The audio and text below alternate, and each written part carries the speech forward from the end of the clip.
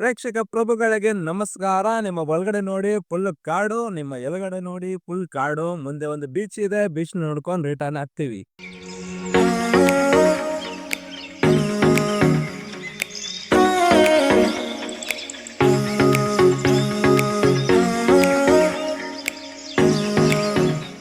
ಮೂರು ಗಾಡಿ ರೆಂಟ್ ಮಾಡಿದೀವಿ, 350 ಪರ್ ಡೇ.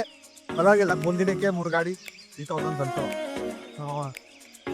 ಜಸ್ಟ್ ಪೆಟ್ರೋಲ್ ಒಂದು ಹಾಕ್ಸ್ಕೊಬೇಕಷ್ಟೇ.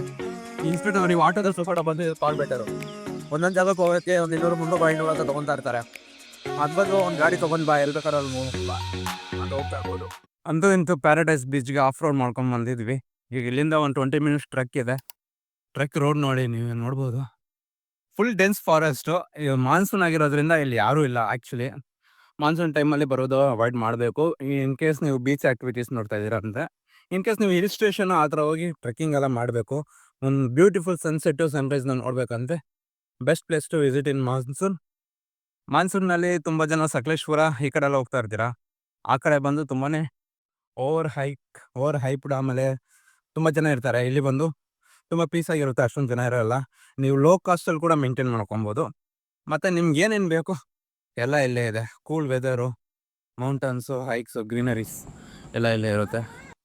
ನಾನು ಆ್ಯಕ್ಚುಲಿ ಸ್ಲಿಪ್ಪರ್ ಹಾಕೊಂಡು ಬಂದಿದ್ದೀನಿ, ಶೂಸ್ ಹಾಕೊಂಡು ಬರಬೇಕಾಗಿತ್ತು. ಶೂ ಇಲ್ಲದೆ ಇರೋದ್ರಿಂದ ಸ್ಲಿಪ್ಪರ್ ತುಂಬ ಸ್ಕಿಡ್ ಆಗ್ತಾ ಇದೆ.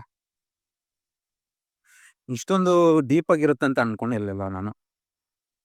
ಸ್ವಲ್ಪ ಟ್ರೆಕ್ಕಿಂಗ್ ಇರುತ್ತೆ ಅಂತ ಅಂದ್ಕೊಂಡೆ. ಯೂಶ್ವಲಿ ನಾವು ಹೋಮ್ ಬೀಚು ಇಲ್ಲೆಲ್ಲ ಹೋದರೆ ಆ ಸ್ಟೆಪ್ಸ್ ಇಟ್ಟಿರ್ತಾರೆ, ಸೊ ಆ ಥರ ಇಲ್ಲೂ ಇರುತ್ತೆ ಅಂದ್ಕೊಂಡೆ. ಇಲ್ಲ, ಆ ಥರ ಇಲ್ಲ. ಫುಲ್ ಡೀಪ್ ಡೆನ್ಸ್ ಇದೆ ಇದು ಪ್ಯಾರಡೈಸ್ ಬೀಚ್. ಅಲ್ಲೇ ಸೌಂಡ್ ಕೇಳಿಸ್ತಾ ಇದೆ ಆಲ್ರೆಡಿ. ಹತ್ರ ಬಂದಿದ್ದೀವಿ. ಬಂದೆ. ಮುಂದೆ ಹೋಗ್ಬಿಟ್ಟವ್ರೆ, ಭಯ ಪಡ್ತವ್ರೆ ಬಂದ್ರೆ ಇಲ್ವಂತ. ಯಾಕಂದ್ರೆ ಫುಲ್ ಡೆನ್ಸ್ ಗುರು, ಯಾರೂ ಇಲ್ಲ ಇಲ್ಲಿ. ನೀವು ಗೂಗಲ್ ಮ್ಯಾಪಲ್ಲಿ ನೋಡಿದ್ರೆ ನಿಮಗೆ ಆ್ಯಕ್ಚುಲಿ ಗೋಕರ್ಣ ಮೇಯ್ನಿಂದ ನಿಮ್ಗೆ ಇಲ್ಲಿಗೆ ಗೂಗಲ್ ಮ್ಯಾಪಲ್ಲಿ ತೋರಿಸೋದೇ ಇಲ್ಲ, ಓನ್ಲಿ ವಾಕಿಂಗ್ ತೋರಿಸುತ್ತೆ. ನೀವು ಓಮ್ ಬೀಚ್ಗೆ ಮ್ಯಾಪ್ ಹಾಕೊಂಡು ಬರಬೇಕು.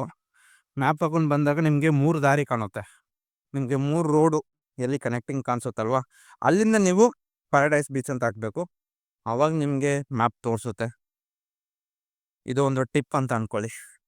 ಇನ್ನೊಂದೇನೆಂದರೆ ಆರೋ ಮಾರ್ಕ್ಸು ಫಾಲೋ ಮಾಡಬೇಕು. ಆರೋ ಮಾರ್ಕ್ಸ್, ಆಮೇಲೆ ಈ ಒಂದು ಬೋರ್ಡ್ ಇರುತ್ತೆ ಅಲ್ಲಲ್ಲಿ ಪ್ಯಾರಡೈಸ್ ಬೀಚ್ ಅಂತ, ಅದನ್ನ ಫಾಲೋ ಮಾಡ್ಕೊಂಡು ಹೋಗಿ. ತುಂಬಾ ಬೇರೆ ಬೇರೆ ರೂಟ್ಸ್ ಇದೆ, 2-3 ರೂಟ್ಸ್ ಸ್ಪ್ಲಿಟ್ ಆಗುತ್ತೆ. ಆದ್ದರಿಂದ ಕನ್ಫ್ಯೂಷನ್ನ ಅವಾಯ್ಡ್ ಮಾಡೋಕ್ಕೆ ಇಲ್ಲಿರೋರು ಸ್ವಲ್ಪ ಹೆಲ್ಪ್ ಮಾಡಿದ್ದಾರೆ. ರಾಜಶ್ರೀ, ಹೆಂಗ ಅನಿಸ್ತಾ ಇದೆ? ಚೆನ್ನಾಗಿ ಅನಿಸ್ತಾ ಇದೆ. ಹೆಂಗಿದೆ ಟ್ರಿಕ್? ಮಸ್ತ್.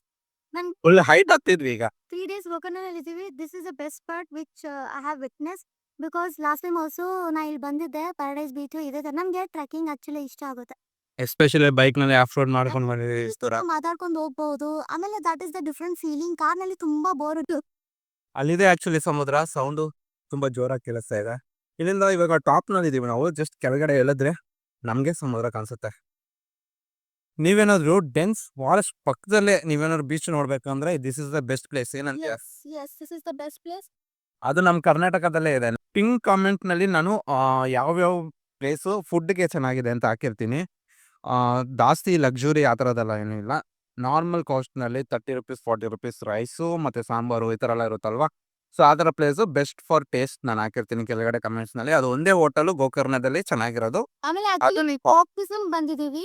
ಸಪೋಸ್ ನಮ್ಗೆ ಏನಾದ್ರು ಬರ್ಬೇಕಾದ್ರೆ after September, October, November, December plan ಮಾಡಿ. ಬಿಕಾಸ್ ಸೆಪ್ಟೆಂಬರಿಂದ ಮೇ ಇದು ಒಂದು ಪ್ಲೇಸು ನಿಮಗೆ ಬೀಚ್ ಆಕ್ಟಿವಿಟೀಸ್ ಇರುತ್ತೆ, ಸ್ಪೋರ್ಟ್ಸ್ ಇರುತ್ತೆ. ನೋಡೋದು ಚೆನ್ನಾಗಿರುತ್ತೆ. ಸ್ಪೋರ್ಟ್ಸ್ ಆಕ್ಟಿವಿಟೀಸ್ ಆಗುತ್ತೆ. ನೀವು ಇನ್ ಕೇಸ್ ಮಾನ್ಸೂನಲ್ಲಿ ಬರ್ತೀರಾ ಅಂದ್ರೂ ಅದೇ ಹೇಳಿದ್ನಲ್ಲ, ನೀವೇನಾದರೂ ಮೌಂಟನ್ಸ್ ಲವರ್ ಆಗಿದ್ರೆ, ನೀವೇನಾದ್ರು ಮೌಂಟೇನ್ ಪರ್ಸನ್ ಆಗಿದ್ರೆ ಮಾನ್ಸೂನ್ನಲ್ಲಿ ಬರ್ಬೋದು.